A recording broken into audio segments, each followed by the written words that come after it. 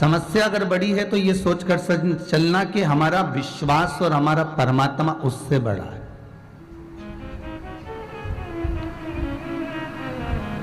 फिर वही वाली बात आ गई जो पहले कही थी, ऐसा कोई व्यक्ति नहीं जिसको समस्या नहीं, और ऐसी कोई समस्या नहीं जिसका कोई हल नहीं।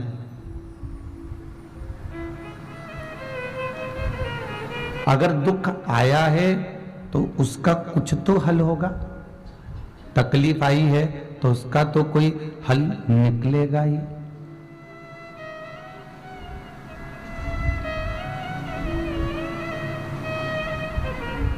आज एक माता जी मिल रही थी, जब हम भोजन भंडारे कक्ष को देखने गए थे तो कह रही थी, गुरुजी कैंसर हो गया था, अब बाबा ने अच्छा रख दिया है,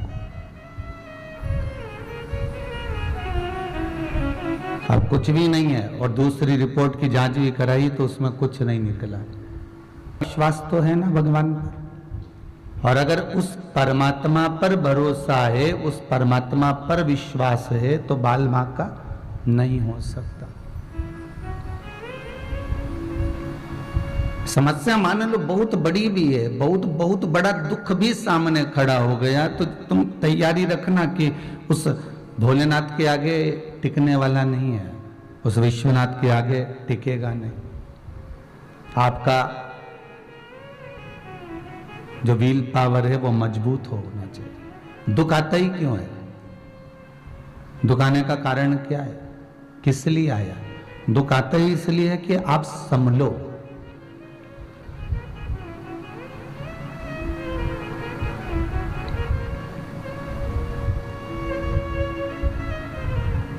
बच्चा जब गिरता है तो माता जानती है कि अगर थोड़ा सा गिरेगा तो चलना भी सीखेगा।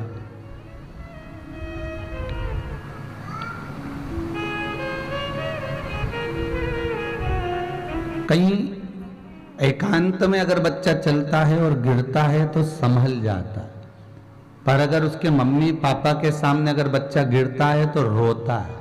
क्यों? क्योंकि मेरे मम्मी पापा मुझे उठाएं और हृदय से लगाएं।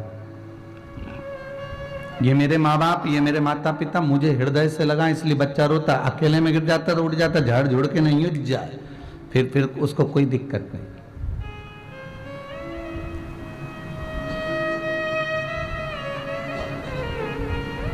और अगर अकेले में गिरा है तो कोई दिक्कत ही नहीं, पर माता पिता के सामने, भाई बंधु के सामने, ताऊ ताई के सामने, चाचा चाची के सामने, नाना नानी के सामने, दादा दादी के सामने अगर वो बच्चा गिरता है तो उसकी आशा ये रहती है कि मुझे ये उठाएं, तो रोने लगता है, आंखों से आंसू निकलता है और बार बार उस जगह को देखकर रोएगा जिससे उसके ऊपर कोई फूंक मारे, उस पर कोई हाथ लगाए, उसको कोई झाड़े, प्रेम करे, स्नेह करे, गोदी में बिठाए, लाड लड़ाए।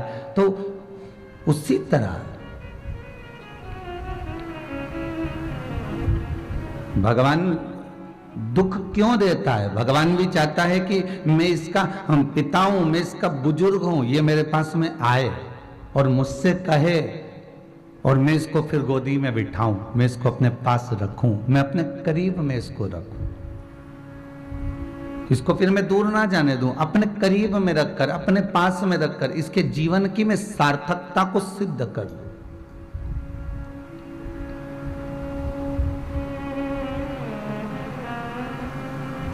खाली दाल को उकाल लो, उसमें नमक मत डालना, ना मिर्ची डालना, ना उसमें बघार लगाना, केवल दाल उबली हुई बिना नमक मिर्ची की, ना हल्दी, ना कुछ भी नहीं, मिर्ची नहीं, नमक नहीं, पुदीना नहीं, हरा धना नहीं, कुछ भी नहीं, बस उकाली और तुम उसको रोटी खा लो। और रोटी में भी कुछ नहीं होना चाहिए, नमक नहीं, कुछ भी नहीं, बस ऐसे खा लो। अच्छी लगेगी क्या? नहीं, स्वाद नहीं आएगा। दाल में, एक भगोना दाल में इतना सा बघार स्वाद ला देता है। कितना सा बघार? इतना सा बघार स्वाद ला देता है। उसी तरह हमारे बचपन, जवानी, अधेड़ी और बुढ़ापा, ये संपूर्ण जीवन के समय में मात्र 3 घंटे की शिव महापुराण आनंद ला देती है। मात्र 2-2.5 घंटे की ये शंकर की कथा हमारे जीवन को सार्थक बना देती है। जीवन में स्वाद लाने का अगर कोई काम कर सकता है, इस जीवन को स्वादिष्ट अगर बना सकता है, तो वो शंकर ही बना सकता।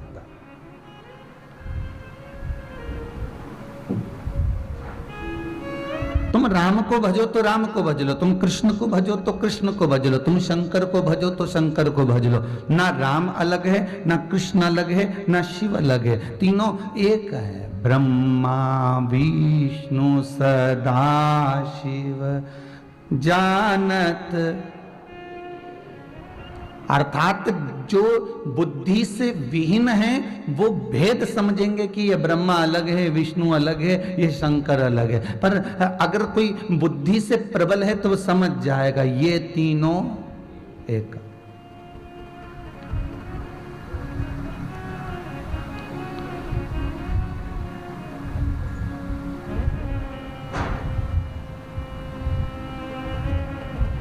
कोई कह रही थी कि गुरुदेव मालूम है, भगवान ने मेरा सारा काम कर दिया, ऐसा कोई काम नहीं था जो बचा हो, सब भगवान भोलेनाथ जी ने कर दिया। पर मैंने एक बात विचार करी थी कि मुझे ऐसा लग रहा था कि भगवान आके काम करेगा, पर भगवान तो नहीं आया, पर मेरा काम जरूर हो गया, कोई ना कोई आके कर गया।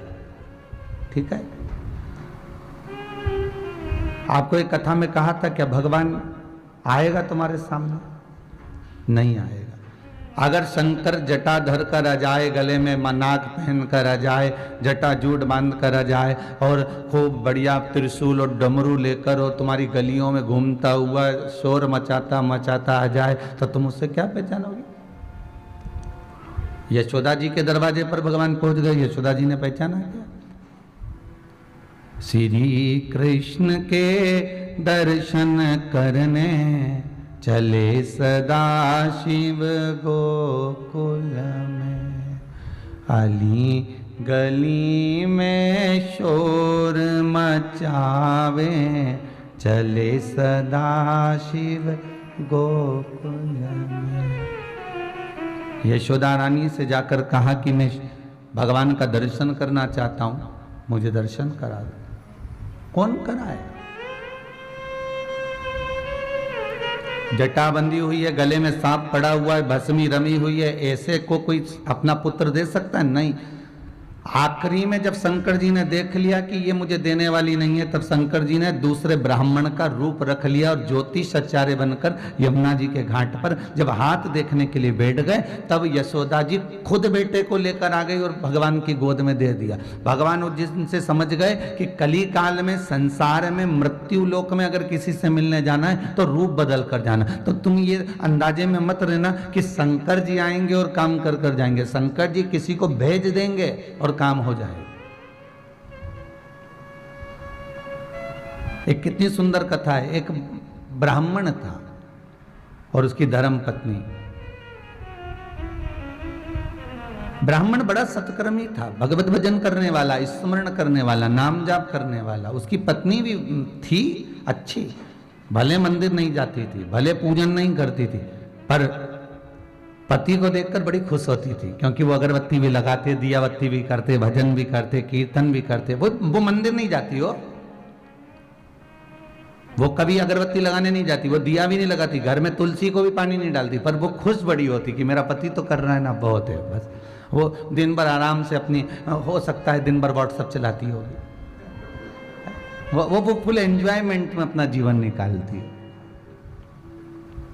फुल आनंद में, आनंद मस्ती में अपने जीवन को जी। उसको कोई मतलब नहीं कि क्या हो रहा, पर पति से एक शब्द नहीं कहती थी कि तुम ये तकलीफ है, वो तो मस्त रहती।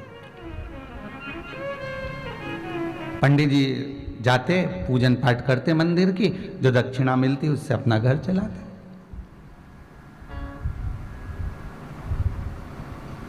अब कोई शिवरात्रि का समय आ गया, और शिवरात्रि का जब समय आया तो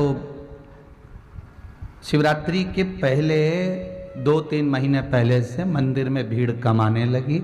लोग आते नहीं, दर्शन नहीं करते, दक्षिणा नहीं मिलती, बड़ी परेशानी हो गई। पत्नी रोज पूछती, कुछ मिला? नहीं। अब दुख हुआ, अब क्लेश हुआ, भूखे मरने की नौबत आ गई, कोई दूसरा काम कर लो, हो गई महादेव की पूजा बहुत। अब पंडित गिरी नहीं रखिए, कुछ भी कमाना वमाना नहीं है, अब ये कोई रखा है क्या?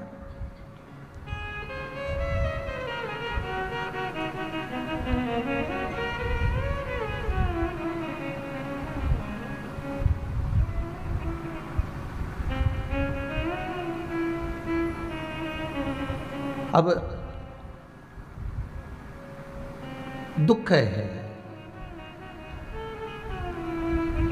कह तो दिया पत्नी ने कि अब ये पंडिताई छोड़ दो और कोई नौकरी वोकरी कर लो, कोई जॉब मॉब कर लो।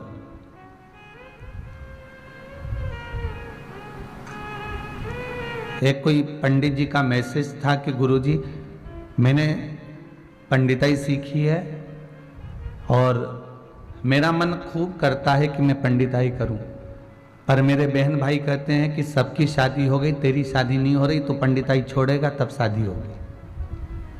पंडित को कोई छोरी देने को तैयार नहीं। क्या करता है? घंटी हिलाता, सत्यनारायण की कथा वाचता, यज्ञ करता, पूजन करता।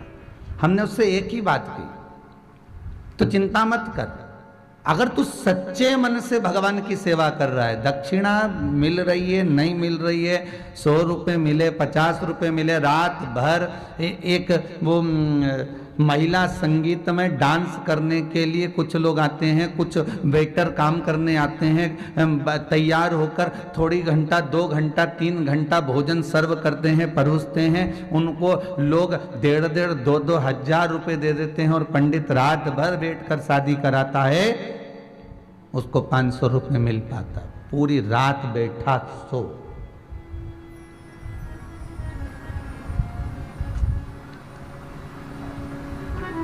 तू भगवान के भरोसे पर पूजन पाठ बंद नहीं करना अपन को। दुनिया के लोग बहुत टांग खींचेंगे, कहेंगे इसमें कुछ नहीं रखा, पंडित कर्म में क्या रखा हुआ है, क्या कमाई होगी, क्या करोगे, कैसे करोगे। पर एक ब्राह्मण ही है जो इस धर्म को, संस्कृति को, सभ्यता को बढ़ा सकता।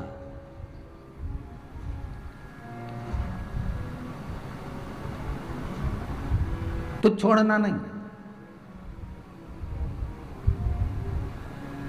महाराज उसने भी प्रण कर लिया कि अब देखेंगे, जो होगा देखा जाएगा, ब्याह होए तो ठीक, नहीं होए तो ठीक।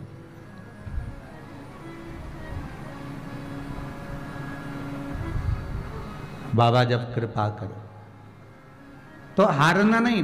धर्म पत्नी कह रही है अपने पति से कि तुम अब ये पंडिताई वंडिताई छोड़ दो और तुम जल्दी से कोई कमा के लाओ तो थोड़ा बहुत घर भर का गुजारा चले, भूखे मरने की नौबत आ गई। 3 महीने से कुछ नहीं लाए हो, बड़े आफत में फंसे हुए हैं। शिवरात्रि का समय आ गया, भगवान देव अधिदेव महादेव माता पार्वती के साथ भ्रमण के लिए निकले, शाम का समय था, ये मंदिर जा रहा था। आज शिवरात्रि है, शिव जी निकल कर जा रहे थे तो माता पार्वती ने कहा, ये आपका भगत हमेशा शिवरात्रि पे बड़ा खुश दिखता था, ये पहली शिवरात्रि ऐसी आई है जो इसके चेहरे पर खुशी नहीं है।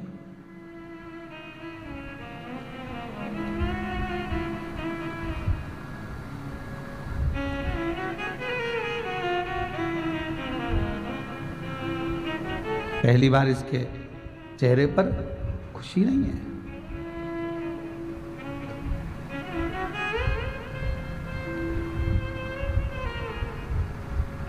पार्वती जी कह रही हैं कि पूछो तो सर आखिर बात क्या है। भगवान शंकर बोले, पार्वती जीवन सुख का चलते चलते अगर जिंदगी में थोड़ा सा दुख आ भी जाए तो समझ लेना ये पूर्व के कर्म का भोग अब भोगने का क्रम चालू हुआ है। सुख के दिन मालूम नहीं पड़ते और दुख के दिन कटते नहीं हैं।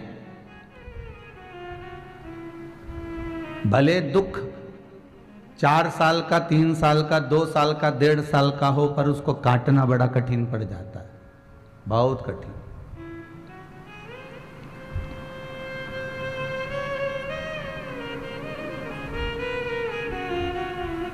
आप पूछो तो अब इसको दुख काटना पड़ेगा, थोड़ा सा रुक तो। पार्वती जी कहती आप कालों के काल हो, महाकाल हो, क्या दुख नहीं काट सकते? महाराज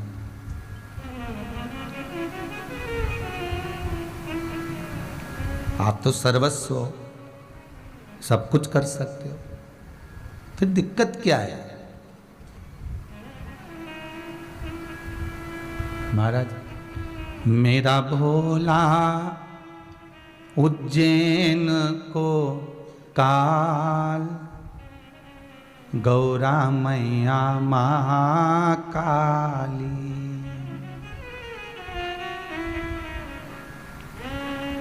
उज्जैनी में रहता डमरूधारी,